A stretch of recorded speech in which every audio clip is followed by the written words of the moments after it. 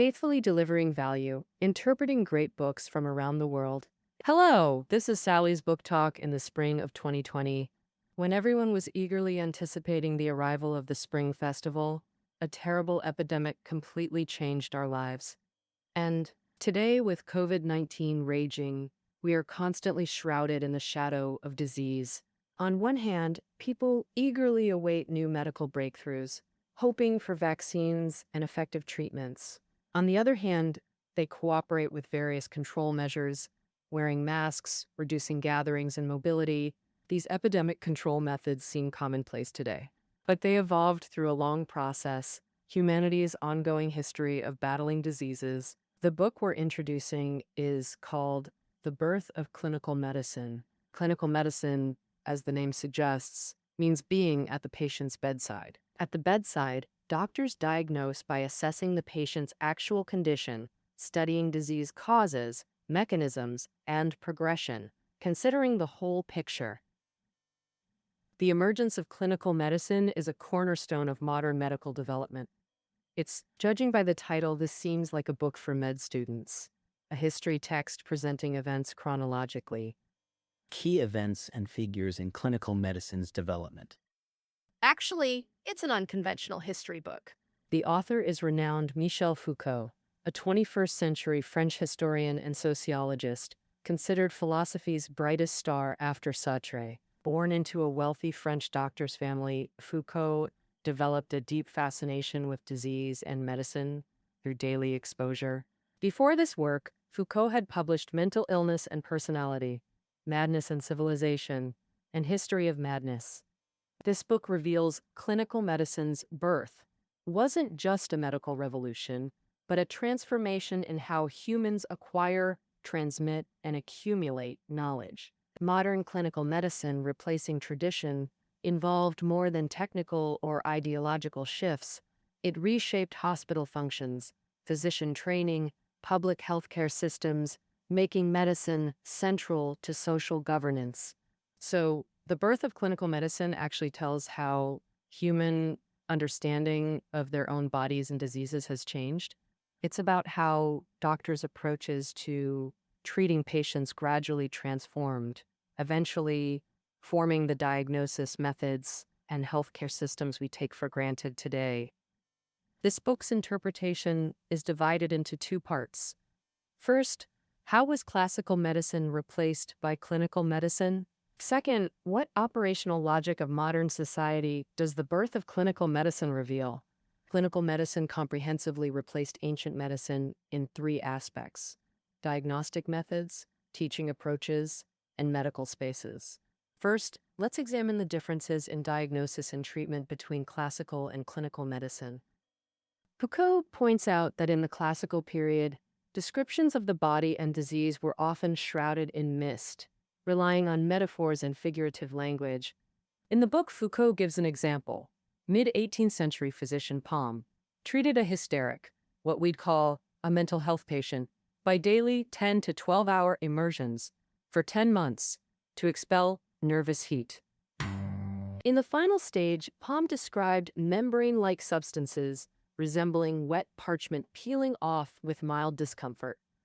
Foucault calls this fantastical language, since nervous heat can't be seen or felt. What these so-called wet parchment membranes were, or where they came from, remains unknown. Crucially, classical medicine's knowledge system didn't require doctors to investigate this. They already had a complete disease taxonomy. The book Nosology, a key classical medical text, states, when creating diseases, God followed laws like those governing plants or animals. Observers of quartan fever would recognize its distinct symptoms and timing as proof it's a species, just as plants follow fixed growth cycles. This passage resembles the concept of heaven-human correspondence in traditional Chinese culture and shares similarities with TCM's yin-yang harmony. Various symptoms in the human body were closely linked to mysterious unknown forces. Western classical medicine relied on a knowledge system called classificatory medicine. Classification medicine's knowledge was built upon similarities. Similarities between diseases determine their treatment. Essence. The most crucial aspect was determining the disease category. Hippocrates is revered in the West as the father of medicine. The foundational figure of Western medicine famously proposed the humoral theory. Foucault argues that after Hippocrates, medicine was reduced to a system, abandoning observation. Diseases were abstracted into taxonomic hierarchies, forming charts to help practitioners understand and remember them. Thus, classical medicine prioritized concepts first. Doctors applied existing concepts to frame reality. Their entire knowledge consisted of disease classification charts. Every symptom presented had to be looked up in these charts. Well, classificatory doctors examined patients through the lens of ideal types. To illustrate, we see objects because light exists. But we can't see light itself, it's a concept. Similarly, classical doctors sought conceptual light through physical symptoms. This approach led to two significant consequences. First, existing medical theories and disease classifications were unquestionable truths. Doctors firmly believed in the light of their system, unable to imagine alternatives if it proved wrong. Second, individual differences, age, gender, lifestyle, became obstacles to disease categorization. Doctors worked to eliminate patient individuality to find disease categories. In classificatory medicine, patients were near disease vessels. The focus was universality over particularity. Foucault observed that classificatory medicine saw diseases, not people, and these diseases were predetermined by the classification system. Thus, classical medicine devalued practical experience and stifled innovation or knowledge updates. Because all diseases already exist in God's garden of ailments, doctors simply need to find them. So how does clinical medicine approach diagnosis and treatment? Actually, every modern person who's visited a hospital has some intuitive understanding of this. And clinical medicine's foundation lies in firsthand experience and advocating simple observation. In Foucault's words, it means letting things reveal themselves to observation, without imagined discourse interfering. Foucault noted that the art of describing facts is medicine's highest skill, overshadowing all else. Clinical medicine's development shifted doctors' focus from disease charts to patients' bodies. Clinical diagnosis has two key features. First, vision-centered, opening bodies for direct observation, forming clinical medicine's basis tied to anatomy's development. In classical medicine, death meant life's end. Disease also reached its terminus. But in clinical medicine, death became a mirror for observing humanity. Doctors diagnosing living bodies through visible surfaces. Yet deeper pathologies remained inaccessible, making death the vantage point for observing pathology. Through autopsies, diseases were fully exposed to light. For example, anatomist Bichat used small hammers to open skulls, observing brain changes from different fatal symptoms. Today, when we feel unwell, it comes naturally to first locate the discomfort. That's the lesion concept. This 18th century concept overturned 2,000 plus years of humoral pathology by locating disease in specific body parts. Clinical observation's second feature, developing systematic vision. Doctors comparing experiments and records to determine optimal treatments. Foucault noted that focusing on patients' bodies made all data, age, gender, environment, lifestyle, observable. This includes all illness to recovery details. This observation-based knowledge is open and dynamic, fundamentally different from classificatory medicine's closed system. For example, in clinical medicine's early days, military doctors began designing forms to systematically collect and organize every aspect of diseases. This included Category 1, local environmental studies, topography, water quality, air, etc. Category 2, meteorological observations, atmospheric pressure, temperature, etc. This is a Category 3, analysis of local epidemics and common diseases. Category 4, descriptions of unusual cases. Through such systematic observation and recording, doctors correlated disease occurrences with potential factors, avoiding rigid knowledge systems. Clinical medicine freed doctors from theories and fantasies, granting unbiased eyes to examine patients. Disease-influencing factors became tangible. Environment, lifestyle, pathogens, not mysterious forces. Diagnostic changes were just one part. Medical education's transformation, how knowledge accumulates and spreads, was equally profound. In classical times, doctors were priests of the body, emphasizing the priestly role. Classical medical training was a centralized closed system controlled by elite physician associations. Note: since the 17th century, classical medicine emphasized clinical teaching. For example, Leiden University pioneered it, with hospital apprenticeships widespread by the 18th century. End. But early clinical teaching remained bedside lectures on existing knowledge. It couldn't help students discover new phenomena, form concepts, or generate ideas. As discussed earlier, classical medicine's closed system prevented clinical practice from generating new knowledge. Professors brought students to bedsides only to observe or memorize sequences using teacher experience to avoid detours. However, in the late 18th century, clinical teaching underwent radical change, becoming truly open as medicine's testing ground. Clinical education evolved into an integrated system combining specific experiences, analytical methods, and teaching approaches.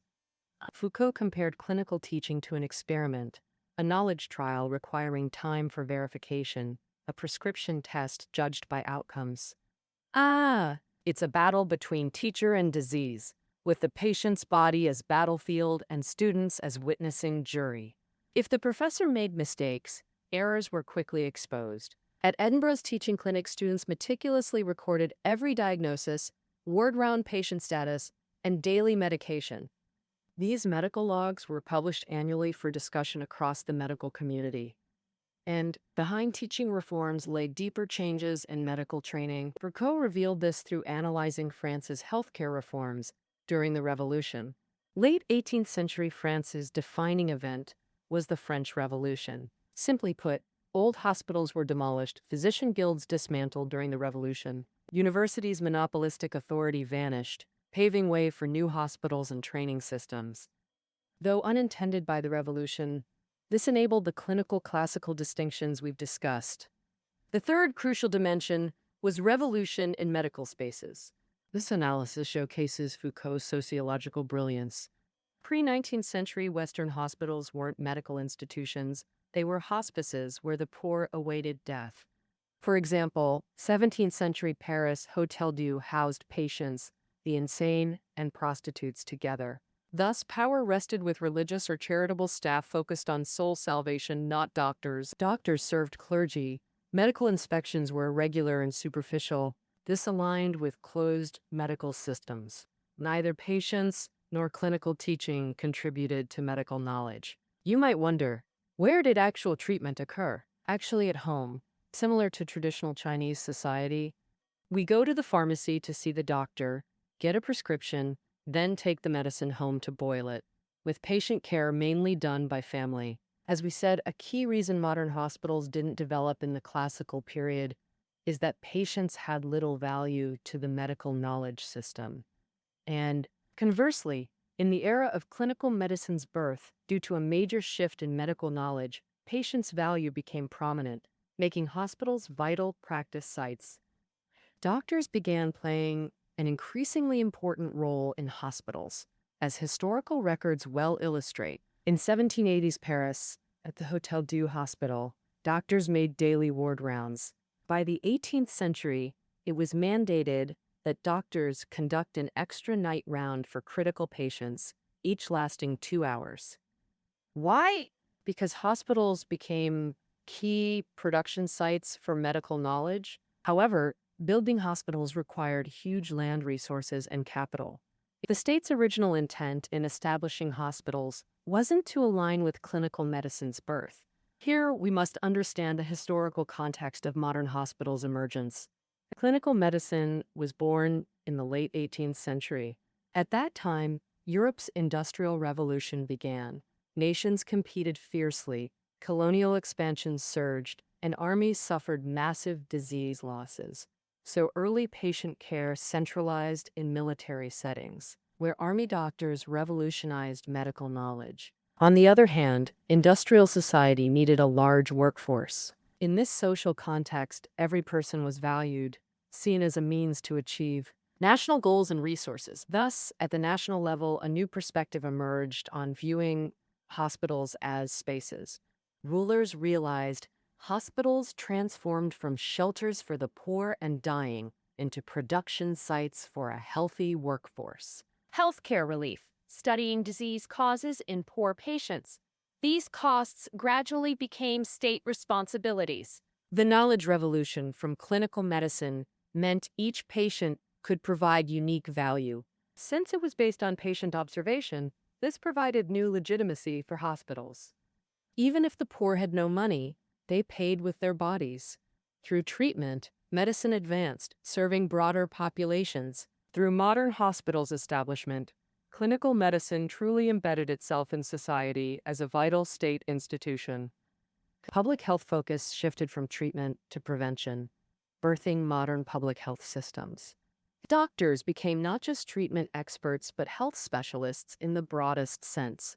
A medical knowledge-based management system permeates our lives, even measuring civilizations through birth, death rates, and life expectancy. We've systematically compared ancient and clinical medicine through diagnosis, teaching, and medical spaces. Three interconnected aspects. Simply put, clinical medicine's dynamic observation-based system replaced classical medicine's closed taxonomy. Hospitals centralized patient treatment and management, facilitating clinical education. They became crucial sites for producing and testing medical knowledge. Meanwhile, 18th century social changes highlighted populations as labor forces, prompting state investment in healthcare. The French Revolution unexpectedly shattered classical medicine's closed training systems, clearing clinical medicine's path. Thus, clinical medicine's emergence reflects both medical knowledge updates and their deep societal ties. In Part 2, we explore why Foucault was so fascinated by medical knowledge transformation. By narrating clinical medicine's birth, what modern societal logic does Foucault reveal? Foucault, discussing medicine, he's really examining how science combines with power to govern lives. Foucault notes modern medicine is seen as science's proudest achievement, medical discourse representing scientific discourse. Yet through clinical medicine's birth, he shows no knowledge is objective or value-free. All is human-produced and socially constrained. Once produced, knowledge rapidly combines with power, becoming governance tools. Medicine epitomizes this science-power fusion. When discussing power, we often see it as oppressive, where the oppressed suffer unwillingly and constantly resist. But Foucault offers a different perspective on power. Foucault argues power isn't necessarily oppressive, or more precisely, it doesn't always appear as oppression. Emerges. More often, it persuades and guides us subtly, making us submit willingly. Oppression and exploitation were early governance methods. Today's power increasingly controls through such soft approaches. In daily discourse, knowledge is either seen as power neutral or power opposing, siding with the vulnerable, not the powerful. But Foucault shows knowledge in modern society is precisely power's vehicle, requiring production, accumulation, and circulation of discourse. Knowledge not only enables power but grants it self-evident legitimacy, making it seem natural. Through medicine, Foucault developed biopower, this crucial concept. It denotes power aimed at managing, reproducing, controlling, and regulating life.